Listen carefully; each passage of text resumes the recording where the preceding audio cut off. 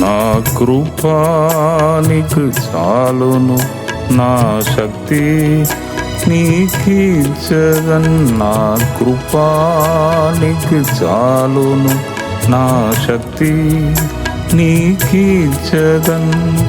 Grace grace కృపా కృపా, grace grace కృపా కృపా, గ్రేస్ గ్రేస్ కృపా కృపా, గ్రేస్ గ్రేస్ కృపా కృపా. నా కృపానికి చాలును, నా శక్తి నీకీర్చదన్. నా కృపానికి చాలును, నా శక్తి నీకీర్చదన్. ఈ దినము మీకు వచ్చుచున్న మాట ఏమిటి అంటే, కొన్ని దినములుగా నేను ఎఫెసీ సంఘం గురించి మీతో మాట్లాడుచున్నాను. అంటే ఒక ప్రేరేపణ నాకు కలిగినది. ఆ ప్రేరేపణను బట్టి ఈ ఎఫెసీ సంఘం గురించి మాట్లాడుతున్నాను. స్టడీ చేశాను, మీకు కూడా కొన్ని విషయాలు చెప్పాను. పెద్ద సిటీ, సముద్రం పక్కకు ఉన్నది, బిజినెస్ సిటీ. చాలా ఓడలు వస్తూ పోతూ ఉంటవి. కొన్ని వేల సంవత్సరాల క్రితమే పెద్ద సిటీ అని మీకు చెప్పాను. తర్వాత క్రీస్తు జన్మం తర్వాత 52 నుంచి 54 సంవత్సరం ఆ టైంలో పౌలు అక్కడికి వెళ్ళాడు. వెళ్ళి సేవ చేశాడు ఎఫెసీ పట్టణంలో. అప్పుడు ఆ సేవలో చాలామంది ఆకర్షింపబడి విశ్వాసమును పొంది చాలామంది ప్రభులో సంఘములో చేర్చబడ్డారు. ఫస్ట్ సంఘం ఎఫెసు సంఘం పౌలు ద్వారా అక్కడ నిర్మించబడినది అనే విషయమును నేను మీకు చెప్పాను. అవును, అక్కడి నుండి అది వ్యాపించబడినది అనే విషయమును కూడా మీకు నేను చెప్పాను. తరువాత అపోస్తలుల కార్యములు 18, 19, 23 అధ్యాయములలో కూడా అక్కడ ఎఫెసీ సంఘం గురించి రాయబడి ఉన్నది. లాస్ట్ మేము చదివినప్పుడు నాకు కొద్దిగా బాధ కలిగినది. అపోస్తలుల కార్యములు 20వ అధ్యాయం. ఆ అధ్యాయంలో లాస్ట్లో పౌలు ఏమంటున్నాడంటే, నాకు చాలా ఉపద్రవములు, కష్టాలు యెరూషలేము దేశంలో ఉన్నవి. నేను అక్కడికి వెళుచున్నాను. అవన్నిటినీ నేను సహించాలి. కాబట్టి నేను అక్కడికి వెళుచున్నాను కాబట్టి మళ్ళీ మీ ముఖములను నేను చూస్తానో ఏమో, ఇక చూడను అని నాకు అనిపిస్తుంది అని పౌలు అంటున్నాడు. వెంటనే అక్కడ ఉన్న విశ్వాసులందరూ ఆయనను కౌగలించుకొని ఆయనకు ముద్దు ఇచ్చి బాగా ఏడుస్తున్నారు. ఎందుకంటే మళ్ళీ మీ ముఖములను నేను చూడను అనగానే బాగా ఏడుస్తున్నారు. పౌలు ఒక మాట అంటాడు, నేను మీకు మాదిరిని చూపించాను. నేను ఏది ఆశించలేదు. బంగారం కావాలి, వెండి కావాలని నేను మీ దగ్గర అడగలేదు. మీ సొమ్ములకి నేను ఎప్పుడూ సొమ్మును ఆశించలేదు. ఈ సొంత చేతుల ద్వారానే కష్టపడి నేను పని చేశాను, నాతో ఉన్నవారికి నాకు. కాబట్టి తీసుకోవడం కంటే ఇవ్వడమే ధన్యత అని యేసు ప్రభు చెప్పినట్టు నేను మీకు మాదిరి చూపించానని అంటున్నాడు. చాలా గొప్ప మాట. అటువంటి వారు ఉండడం చాలా అరుదు. కాబట్టి ఈ మాట ఆయన లాస్ట్లో అక్కడ ఎఫెసీ పట్టణ పెద్దలకు, ఎఫెసీ సంఘ పెద్దలకు ఆయన చెప్తున్నాడు. తర్వాత ఎఫెసీలకు రాసిన పత్రికను నేను చదవడం ప్రారంభించాను, స్టడీ చేశాను. అప్పుడు ఫస్ట్ 2 అధ్యాయంలో పెద్దగా ఏం లేదు. పెద్దగా ఏం లేదంటే సత్యములు ఉన్నవి, మనం ఆల్రెడీ విన్నదే. రక్షణ గురించి, పరిశుద్ధాత్మ గురించి చాలామంది బోధిస్తున్నారు. నేను కూడా బోధించాను, చాలా విషయాలు చెప్పాను. అవే ఉన్నవి. అంటే స్పెషల్గా ఏం లేదు. ఎఫెసీ సంఘము ఈ సంవత్సరము సిద్ధపడాలి అను ప్రేరేపణ నాకు కలిగింది కదా. కాబట్టి ఎలా సిద్ధపడాలి అను విషయమును చెప్పాలని నేను ఇదన్నీ ధ్యానించుచున్నాను. అంటే మనము చాలా విషయాలను నేర్చుకున్నాం. చాలామంది బోధకులు ఉన్నారు, సేవకులు ఉన్నారు, మంచి మంచి ప్రసంగాలు చేస్తున్నారు. అదన్నీ మనం విన్నాము, అదన్నీ తెలుసుకున్న విషయాలే ఉన్నవి 2 అధ్యాయంలో. 3వ అధ్యాయంలో కొద్దిగా హార్ట్ను టచ్ చేసినట్టు ఉన్నది. విశ్వాసం ద్వారా క్రీస్తు మీ హృదయంలో నివసించాలి అను విషయమును అక్కడ ఉన్నది. తరువాత అంతరంగ పురుషుడు శక్తి కలిగి ఉండాలి. తర్వాత ఏం చెప్పబడి ఉన్నదంటే బలమైన ఆత్మ చేత మీరు నడిపించబడాలి అని ఉన్నది. అది విషయం మీకు నేను చెప్పాను. ఆత్మీయ జీవితంలో అలాగే ఉండవద్దు. రోజు రోజు వరదిల్లాలి, ముందుకు వెళ్ళాలి. కొందరు చూడండి, అదే ప్రశ్న, కన్యక గర్భవతి అయి అది ఎలా సాధ్యం, ఇదే అడుగుతూ ఉంటారు కొందరు. అంటే ఒకటి తెలుసుకోండి, అదే ఎల్కేజీలే నీవు ఉన్నావు, బాగుపడవు, ముందుకు వెళ్ళవు, నీవే భారముగా ఉంటావు, ఇంకొక వ్యక్తికి బ్లెస్సింగ్గా ఉండవు. అంటే సందేహం వచ్చింది, ప్రశ్న వచ్చింది, ఓకే, దాన్ని సరి చేసుకొని ముందుకు వెళ్ళాలి. అక్కడనే ఆన్సర్ ఉంది. పరిశుద్ధాత్మ నీ మీదికి వచ్చును, అప్పుడు అది సాధ్యమని ఉన్నది. నేర్చుకోవాలి. అది ఎలా సాధ్యం, కన్యక ఎలా గర్భవతి అయింది, ఇదే అడుగుతూ నీ లైఫ్ అంతా పోవచ్చున్నది. ఇక దొరికేది ఏం లేదు నీకు.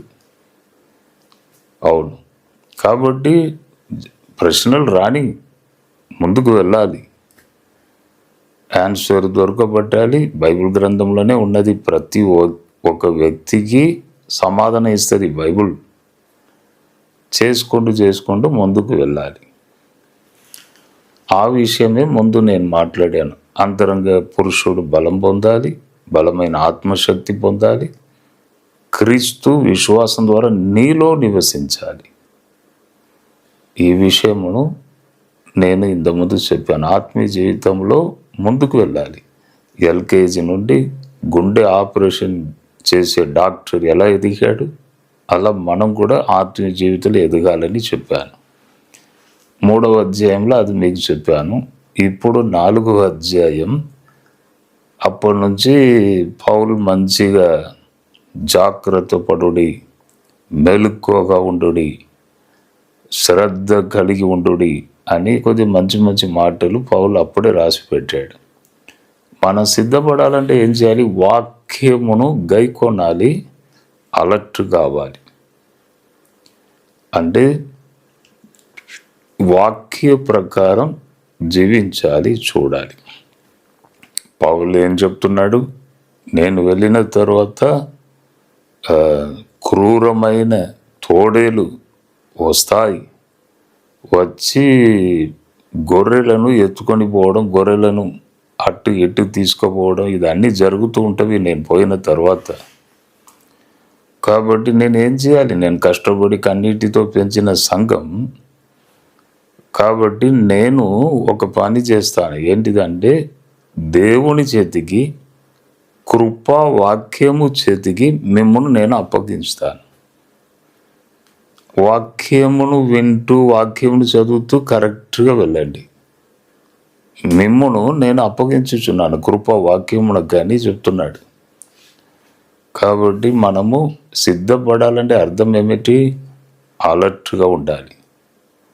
ఇప్పుడు దొంగ రాబోచున్నాడు, మీ ఇంటిలో దొంగతనం చేయటకు వస్తున్నాడు అని తెలిస్తే ఎలా ఉంటారు? అలర్ట్గా ఉంటారు. ఇప్పుడు మా ఫ్యాక్టరీలో కూడా చూడండి, ఎవరైనా ఒక ఆఫీసర్ చెకింగ్ కొరకు వస్తున్నారంటే చాలా ఆఫీసర్స్తో సంబంధం ఉంటుంది మా బిజినెస్. ఎవరైనా ఒకరు వస్తున్నారంటే వెంటనే మేము అనవసరమైన ఫైల్స్ ఉంటే, అనవసరమైన పేపర్స్ ఉంటే తీసేయండి. మనము ఏదైనా చిన్న లెక్క కొరకు ఇట్లా ఇట్లా మనం ఏదైనా రాసి పెట్టినా కూడా దాన్ని తీసుకుంటారు వాళ్ళు. కాబట్టి అలర్ట్గా ఉండాలని మేమేం చేస్తాం, సిద్ధపడదాం. ఏ వాచ్మెన్ జాగ్రత్త, ఆఫీసర్ వస్తున్నారంట, మేనేజర్ జాగ్రత్త అని అందరినీ అలర్ట్గా ఉంచుతాం. ఒక నరుడు, ఒక ఆఫీసర్, ఒక నరుడు వచ్చినప్పుడు ఇంత భయపడి మనం అలర్ట్ అయితే, సర్వశక్తిగల దేవుడు, భూమి ఆకాశములను సృజించిన దేవుడు నేను తిరిగి రాబోతున్నాను అని చెప్పినప్పుడు మనం ఎంత అలర్ట్గా ఉండాలి, చాలా అలర్ట్గా ఉండాలి. దైవ చిత్త ప్రకారం బైబిల్ గ్రంథంలో రాసిన లెక్క ప్రకారమే యుద్ధాలు జరుగుతాయి. దానిని పోయి మనం ఆపలేం. కొందరు నేను యుద్ధాన్ని ఆపేస్తా, బైబిల్లో రాయబడి ఉన్న లెక్క ప్రకారమే లోకం వెళ్తుంది. నేను ఆపేస్తా అంటే జెరూసలేం చుట్టూ సైన్యము చుట్టుముట్టినప్పుడు అప్పుడు మెస్సయ్య క్రైస్ట్ అప్పుడు వస్తాడని జకరియా గ్రంథంలో ఉన్నది. అంటే జెరూసలేం శత్రువుల చేత చుట్టబడాలంటే అది ఇప్పటి నుంచే మెల్లగా స్టార్ట్ అవుతున్నది.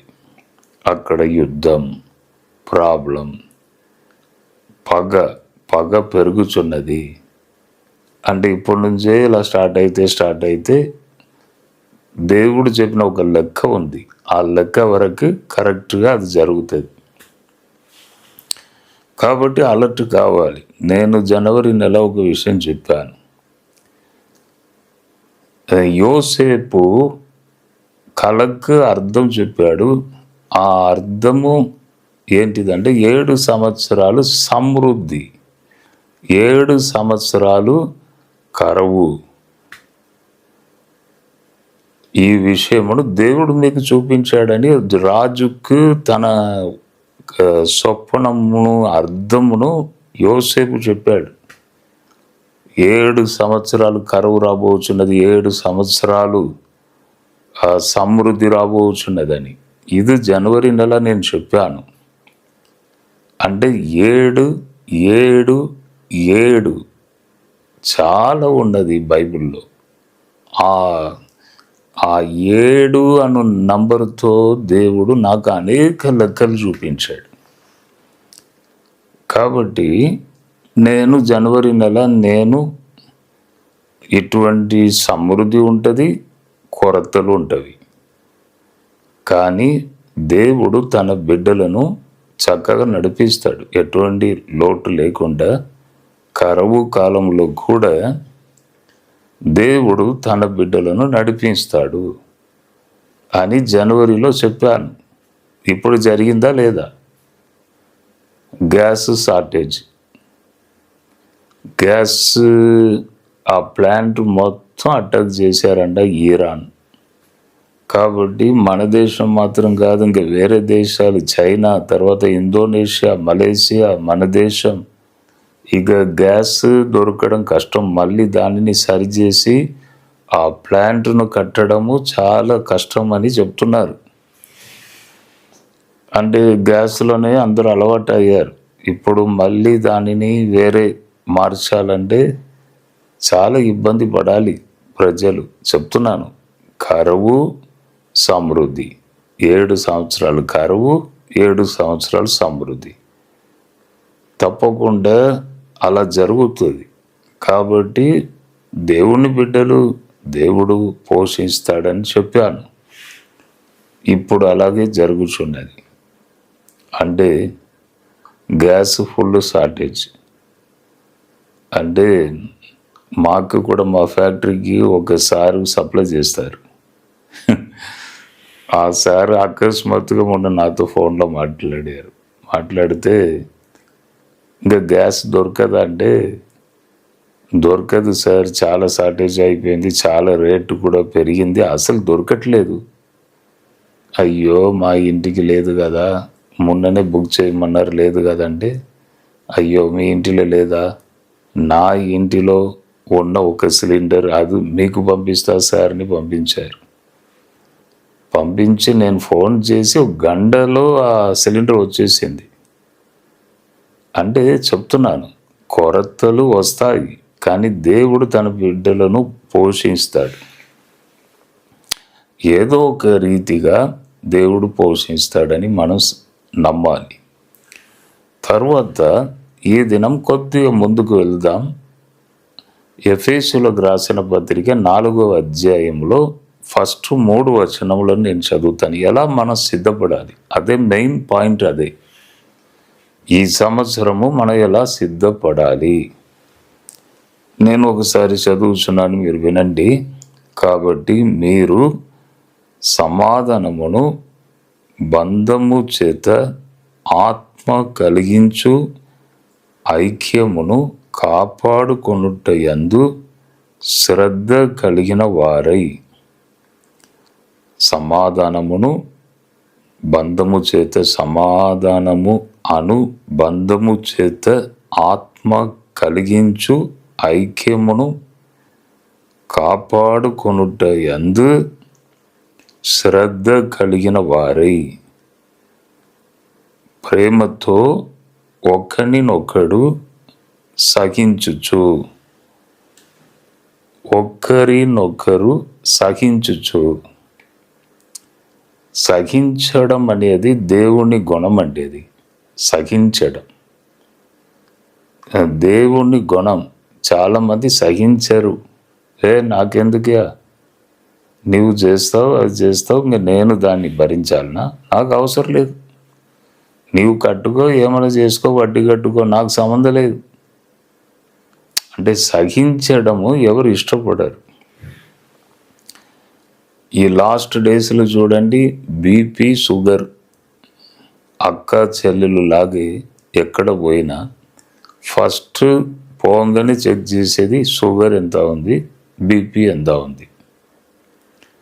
అంటే అటువంటి టైంలో ఉన్నాం. ఇప్పుడు ఎవరు కూడా ఒక భారంని ఇంకొకరు తీసుకోరండి, తీసుకోవటానికి సిద్ధంగా లేదు. నరుడు తన భారమును, వ్యక్తిగతమైన తన భారమును మోయడమే కష్టం. ఇంకొక వ్యక్తి భారం ఎలా మోస్తారు? ఒక్కరినొక్కరు సహించుచు. సహించడం అనేది దేవుని యొక్క గుణం. యేసు ప్రభు ఎలా సహించాడు? సిలువను ఎలా మోసుకొని వెళ్ళాడు? వారు ఎంత తిట్టినా కూడా మళ్ళీ తిరిగి ఏం మాట్లాడలేదు. మన ప్రభు సిలువను మోస్తూ, కొరడాల దెబ్బలు అన్నిటినీ సహిస్తూ వెళ్ళారు. ఎందుకు సహించాలి? ఆయన ఈ లోకానికి వచ్చిన ఒక మెయిన్ కారణం ఏంటిది? రక్షణకు మార్గమును తెరవాలని వచ్చాడు. ఇంకా తప్పదు, సహించక తప్పదు. యేసు ప్రభును పాపుల చేతికి అప్పగించుటకి అక్కడ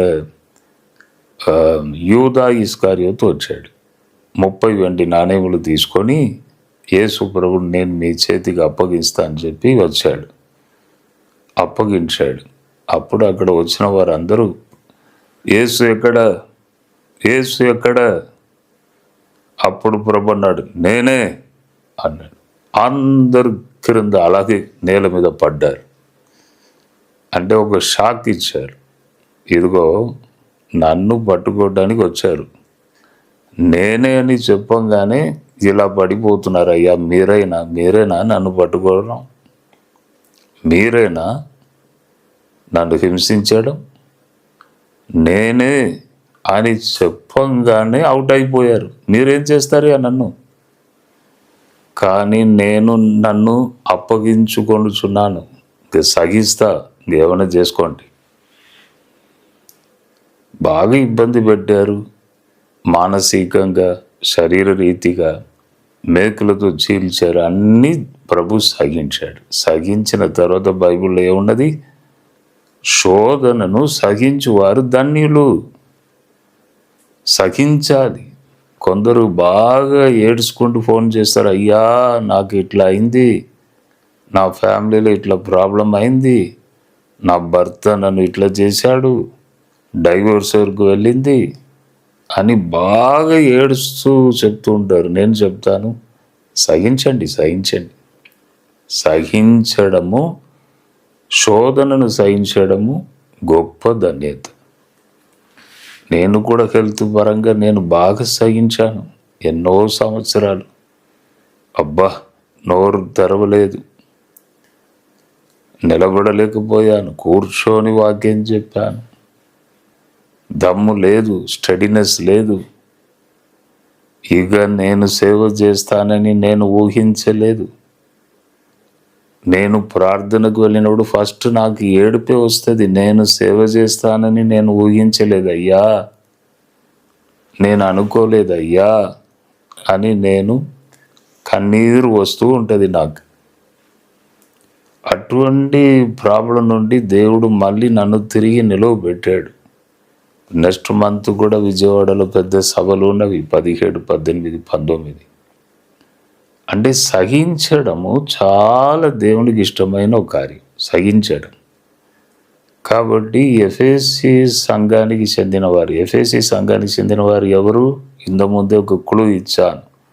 చాలా దేవుని కొరకు ప్రయాసపడిన వారు, కష్టాలను సహించిన వారు, ఓపిక సహనంతో ఉన్నవారు, ఫస్ట్ ప్రేమను కోల్పోయిన వారు. అటువంటి వారిని కొద్దిగా క్లూ ఇచ్చాను.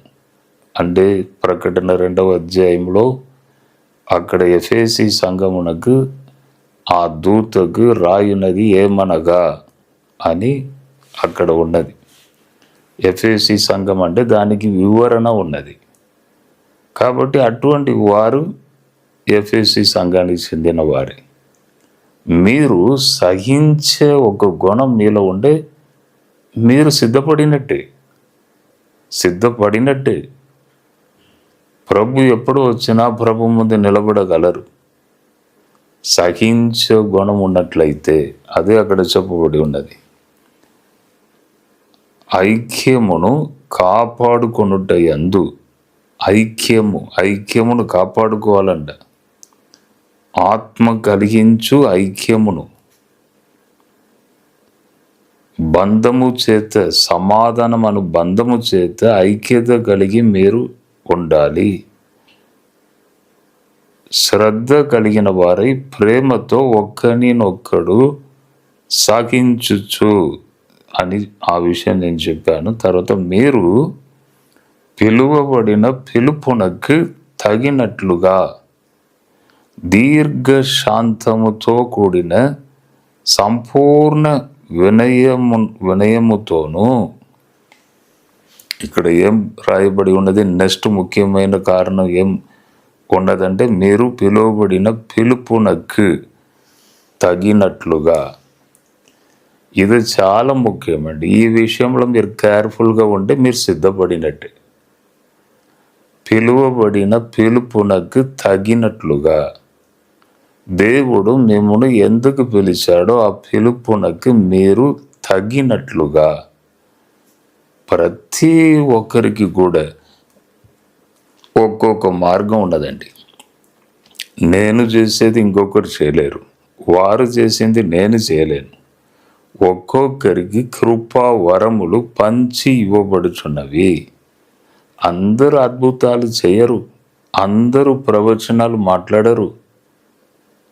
వారికి దేవుడిచ్చిన కృపను బట్టి ఈ కృపా వరములు కూడా వారికి ఇవ్వబడుచున్నవి అను విషయమును మనం గ్రహించాలి.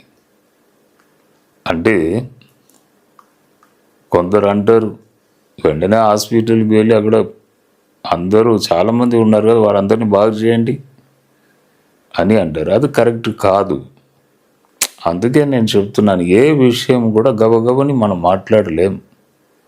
బైబుల్ అన్నిటికీ మనకు సమాధానం ఇస్తుందండి, అన్నిటికీ సమాధానం ఇస్తుంది. నేను మొన్న కూడా ఒక విషన్ వచ్చింది నాకు ప్రేయర్లో ఉన్నప్పుడు. ఆ విషయంలో ఒక దైవజనుడు బాగా హెల్త్లో కష్టపడుచున్నాడు. అటువంటి ఒక విషన్ వచ్చింది. సరిని నా డైరీలో రాసి పెట్టుకున్నాను. ఖమ్మం మీటింగ్ వెళ్తున్నాను, బహిరంగ సభ 4 days జరుగుతున్నది. 4వ రోజు నేను మాట్లాడుతున్నాను. అక్కడికి బయలుదేరి వెళుచున్నాను. అప్పుడు టక్కుని నాకు తెలిసిన ఒక పాస్టర్ చాలా హెల్త్లో కష్టపడుతున్నారు. ఆ కిడ్నీ ఫెయిల్ అయ్యి చాలా కష్టపడుతున్నారు. వారికి ఫోన్ చేశాను. ఎందుకంటే ఈ విషన్ వచ్చింది కాబట్టి చేశాను, లేకపోతే చేయను. ఎప్పుడు కూడా నేను బాగు చేస్తా అని రోడ్డు మీద పోయేవారు వచ్చేవారు అందరినీ పిలిచి ప్రభు చెయ్యడు. కానీ దేవుని ఒక చిత్తం ఉండాలి. ప్రభు ఈ లోకంలో ఉన్నప్పుడు అందరూ ఆయనను వెదకి వచ్చారు. ప్రభు రండి, మీరు ఏ బాధతో ఉంటే రండి, మీరు ఏ రోగంతో ఉంటే రండి, నేను ఇప్పుడే బాగు చేస్తాను అని చెప్పలేదు. సువార్తను ప్రకటిస్తూ వెళ్ళుచుండగా అద్భుతాలు సూచక క్రియలు జరిగినవి. అలాగే దైవ చిత్తం కూడా ఉండాలి, విశ్వాసం ఉండాలి, కొన్ని ప్రాసెస్ ఉన్నవి. ఆ ప్రాసెస్ని బట్టి అక్కడ కార్యం జరుగుతుంది. మనము చేయండి చూద్దాం, హాస్పిటల్కి రండి, అక్కడ చాలామంది ఉన్నారు, వారికి చేయండి చూద్దాం, అట్లా కాదు. అది మనం కొద్దిగా అర్థం చేసుకోవాలి.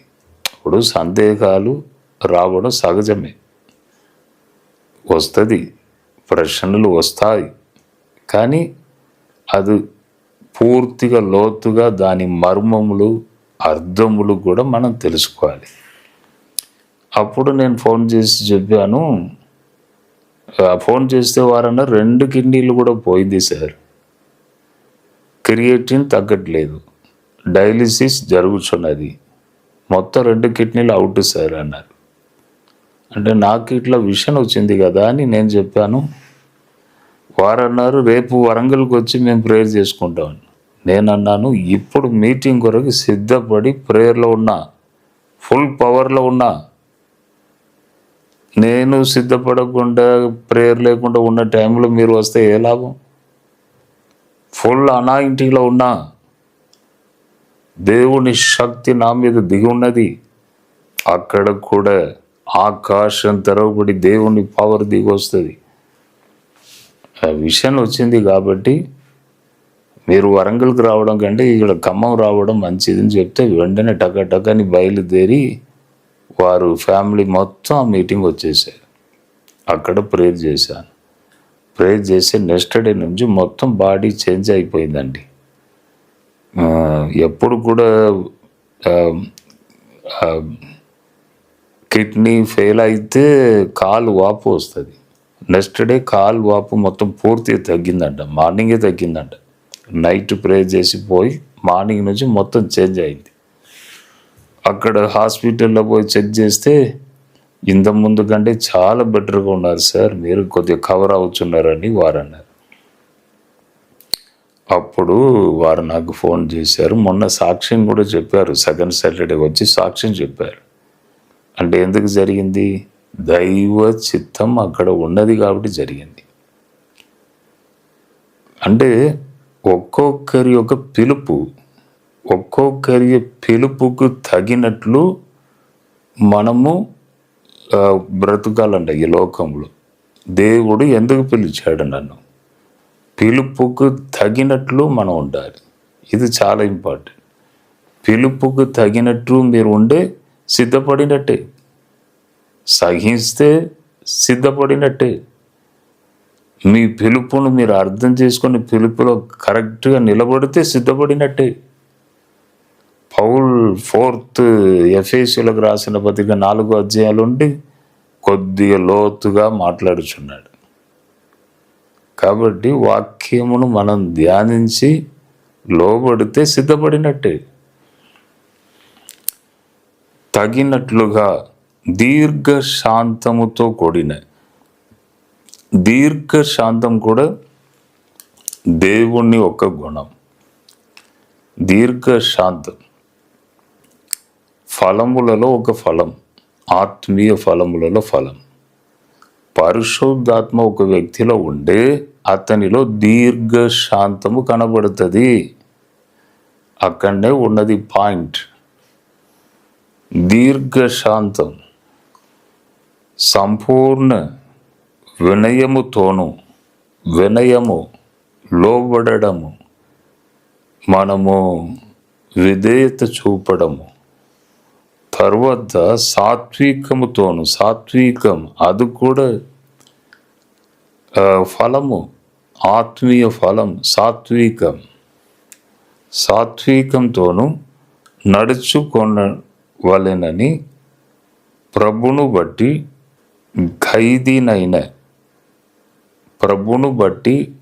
ఖైదీనైన ఈ మాట కొద్దిగా నేను ఆలోచించాను. ప్రభును బట్టి ఖైదీనైన అంటే తమిళ్ బైబిల్లో ఏమున్నదంటే ప్రభు కొరకు బంధింపబడిన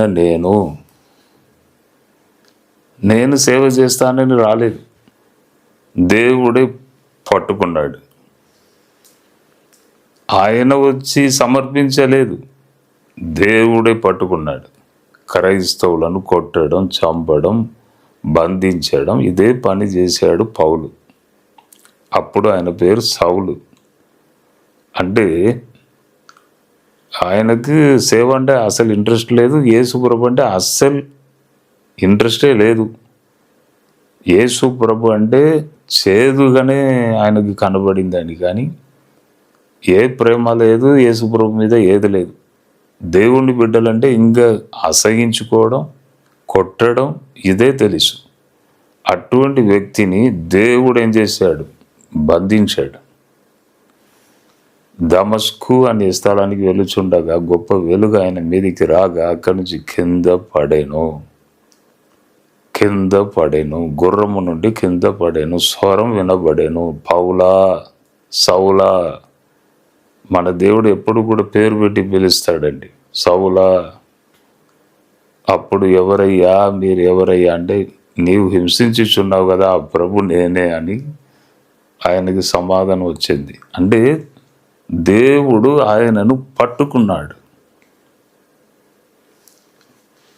అందుకే ఇలా రాశాడు, ప్రభుకు ఖైదీ అయిన నేను. ఖైదీ అంటే ఏంటిదండి? ఖైదీ అంటే సెంట్రల్ జైలు ముందు వెళ్ళాలి, లైన్గా నిలబడాలి, అన్ని ప్రశ్నలు అడుగుతారు, అన్ని చెక్ చేస్తారు, ఎంటికలు కట్ చేస్తారు, అవసరమైతే 2 దెబ్బలు వేస్తారు. అక్కడనే వేసి ఆ స్టైలే వేరే ఉంటుంది. ఖైదీ జైల్లో పోయి అక్కడ వేసేస్తారు. ప్రభుకు ఖైదీ అయిన ప్రభు కూడా నన్ను అలా చేసేసాడు నా జీవితం అని. అద్భుతమైన ఒక వెలుగు ఆయన మీదికి రాగా గుర్రము మీద నుండి క్రింద పడేను.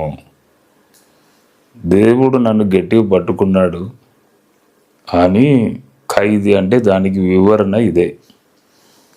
ఖైదీ అయిన నేను మిమ్మును బతిమాలు కొనుచున్నాను.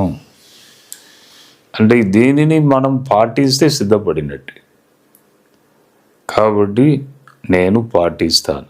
ఎఫెసీయులకు రాసిన పత్రిక 4వ అధ్యాయం మొదటి 3 వచనాల ప్రకారం నేను సగిస్తాను, పిలుపుకు తగినట్లు నేను జీవిస్తా, తర్వాత ఆత్మీయ ఫలములు ఇవన్నిటిని నేను పొంది నేను చక్కగా జీవిస్తా, నిలబడతానని దేవుని ఎదుట మనం ఒప్పుకున్నట్లే సిద్ధపడినట్టే. కాబట్టి వాక్యమును వింటున్నాం, దానిని గైకొని ముందుకు వెళ్ళాలి. ఏదోసారి చెప్పారు అని ఈ ఒక్కరోజు ఏదో కొద్దిగా మనము దాని ప్రకారం మనం నడిచి మళ్ళీ మర్చిపోవడం కాదు. ఎప్పుడు కూడా మన జ్ఞాపకంలో ఉంచుకొని ముందుకు వెళ్ళాలి. అటువంటి గొప్ప ధన్యతను దేవుడు మీకు ఇవ్వాలని నేను మీ కొరకు ప్రార్థన చేయబోచున్నాను. నేను ఇప్పుడు నా వెనుక ఒక బిల్డింగ్ చూస్తున్నారు. ఇది కూడా ఎఫెసీ పట్టణంలో అప్పుడు చాలా సంవత్సరాల క్రితం తీసిన ఫోటో. గూగుల్ సెర్చ్లో ఈ ఫొటోస్ ఉన్నవి. అంటే దాని గురించే మాట్లాడుతున్నాను కదా, ఎఫెసీ సంఘం గురించి. కాబట్టి ఆ ఫోటోను వెనకకి పెట్టాను. ప్రార్థన చేద్దామా? ప్రభువా, కొన్ని విషయాలు ప్రజలకు చెప్పాను, ప్రవచన మాటలు. ఎందుకంటే నీ రాక చాలా సమీపం అయింది, సిద్ధపడే టైం స్టార్ట్ అయింది. అందుకే ప్రజలతో ఈ విషయమును మాట్లాడమని నీవు నడిపించావు, మాట్లాడాను. ఎఫెసీ సంఘమును మేము ధ్యానిస్తున్నాం. మేము తప్పకుండా వాక్య ప్రకారం నడిచి మేము అలర్ట్గా సిద్ధపడుదాం ప్రభువా అని ప్రభుకు మన మాట ఇస్తున్నాం. ఇప్పుడు ఈ వాక్యమును వినిన ప్రతి ఒక్కరి మీద నీ శక్తి కుమరించబడును గాక. I bind every darkness in the name of Jesus. I cast out every demonic power in the name of Jesus. ప్రతి శరీరములు నీ శక్తి ప్రవహించును గాక. ప్రభువా, చీల్చబడిన హస్తములు వారి మీద చాపండి తండ్రి. రోగాలు, బలహీనతలు శరీరాన్ని విడిచి వెళ్ళిపోవాలని నేను ఆజ్ఞించుచున్నాను. ప్రభువా, నీ బిడ్డలు నీ వాక్యమును విని ధ్యానించుట కృప దయచేయండి. ముందుకు నడిపించండి. సిద్ధపడుటకు మనసు దయచేయండి. అన్ని అడ్డు ఆటంకములను తొలగించండి తండ్రి. ఘనత మహిమ నీకే మేము చెల్లిస్తున్నాను. యేసు నామములో అడిగి వేడుకొనుచున్నాను తండ్రి. ఆమేన్, ఆమేన్, ఆమేన్. ఏప్రిల్ 17, 18, 19 3 దినములు అద్భుతమైన సువార్త బహిరంగ సభలు విజయవాడ పట్టణంలో బిషప్ అసరయ్య స్కూల్ గ్రౌండ్లో జరగబోచున్నదండి. గిఫ్ట్ ఆఫ్ జీసస్ మినిస్ట్రీ ద్వారా జరగబోచున్నది. కాబట్టి అమ్మగారు, నేను, నా సన్ ముగ్గురు మేము వస్తున్నాం. మమ్మల్ని బాగా ప్రేమించుచున్న చాలా కుటుంబాలు అక్కడ ఉన్నవి. కాబట్టి అందరూ ఫ్యామిలీగా రండి. 3 దినములు అద్భుతమైన రాత్రులు. ఒక్క రాత్రిని కూడా మిస్ చేయకండి. దేవుని సన్నిధిలో మీరు అక్కడ కూర్చుంటే చాలు, దేవుణ్ణి కృపను పొందుతారు, ఆరోగ్యమును పొందుతారు. కాబట్టి ఎవరు మిస్ చేయకండి. మీ అందరిని మేము ప్రేమతో ఆహ్వానిస్తున్నాం. రండి, మీ కొరకు అన్ని ఏర్పాట్లు అక్కడ చేస్తున్నాం. కార్ పార్కింగ్ కూడా లోపలనే ఒక సైడ్ కార్ పార్కింగ్ కూడా వారు స్థలం అని ఇస్తున్నారు. కాబట్టి మీరందరూ వచ్చి పాలు పొందాలని మిమ్మల్ని ప్రేమతో ఆహ్వానిస్తున్నాం. ప్రభు మిమ్మల్ని దీవించును గాక. God bless you, God bless you, God bless you.